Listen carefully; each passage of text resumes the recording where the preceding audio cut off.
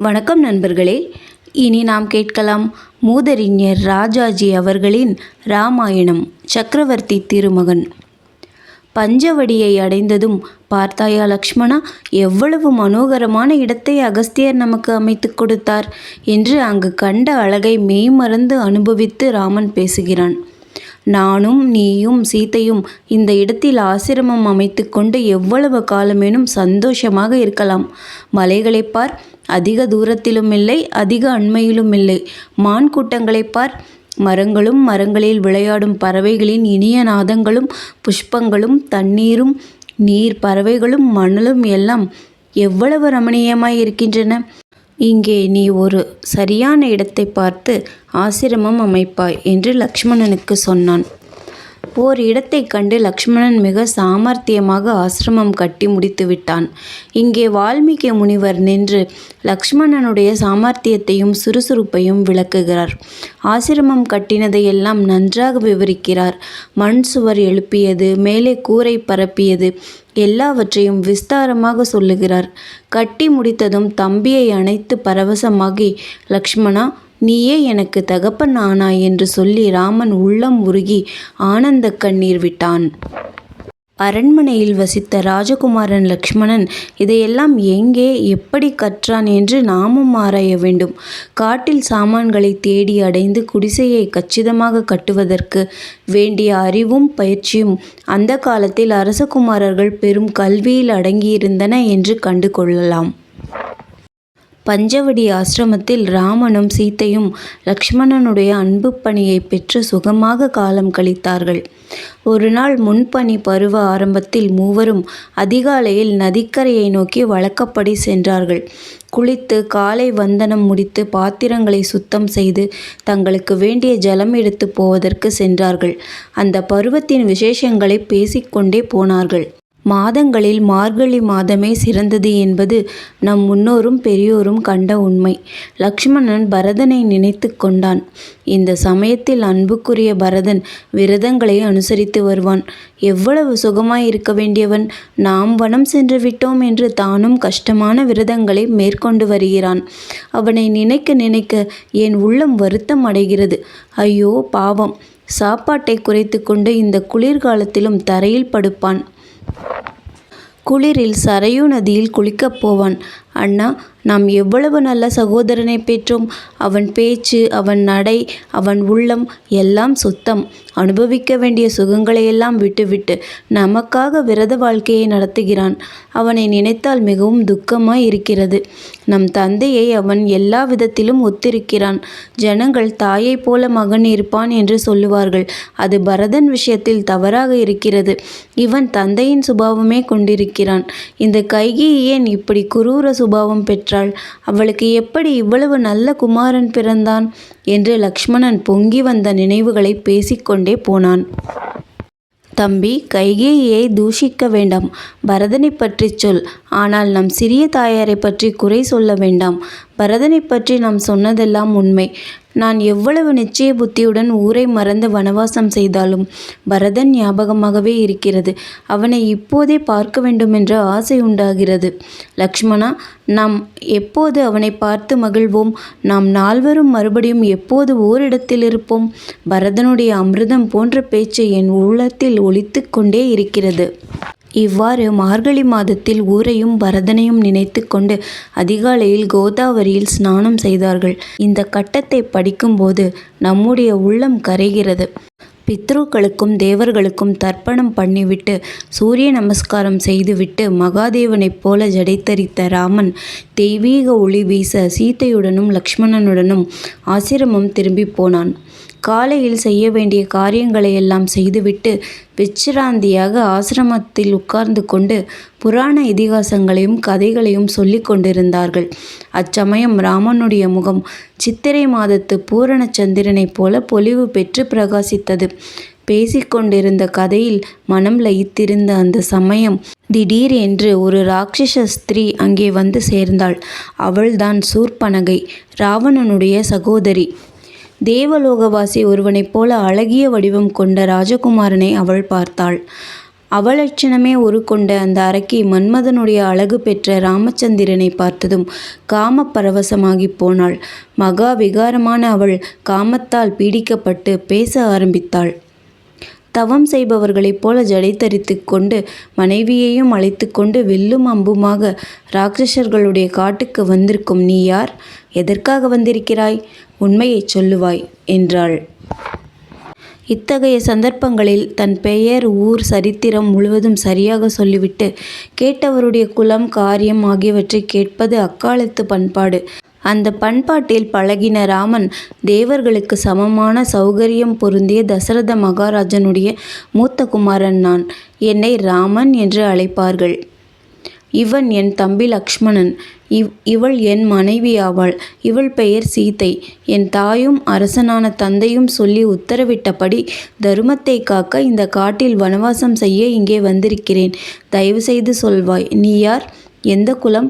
உன் சொரூபத்தை பார்த்தால் ராட்சச பெண் என்று தோன்றுகிறது. இவ்விடம் என்ன காரியம் பற்றி வந்தாய்? சரியாக சொல்வாய் என்றான். ராவணனை பற்றி நீ கேள்விப்பட்டிருக்கிறாயா? விஜ்ரவசினுடைய வீரபுத்திரனும் ராட்சசர்களுடைய அரசனுமான அந்த ராவணனுடைய சகோதரியாவேன் நான். என் பெயர் சூர்பனகை. ராவணனுடைய சகோதரர்களான கும்பகர்ணனும் விபீஷ்ணனும் மகா பலவான்கள். தவிர இக்காட்டில் அரசு புரியும் கரணும் தூஷணனும் என் சகோதரர்கள். இவர்களுடைய தேகபலமும் அதிகாரமும் பெரியது. ஆனால் நான் அவர்களுக்கு உட்பட்டவள் அல்ல. என் இஷ்டப்படி நான் எதையும் செய்வேன். இந்த வனத்தில் என்னை கண்டு யாரும் பயப்படுவார்கள். உன்னை கண்டது முதல் உன்மேல் அடங்காத காதல் கொண்டு விட்டேன். நீதான் என் கணவன்.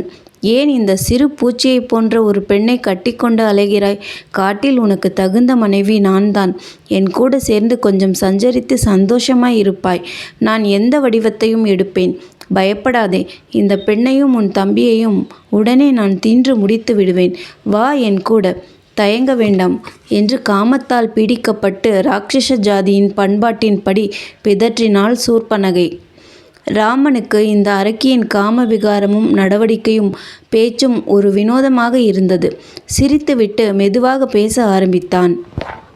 அரக்கியே, என்னை குறித்து நீ ஆசைப்படுவது உனக்கு துன்பமாகும்.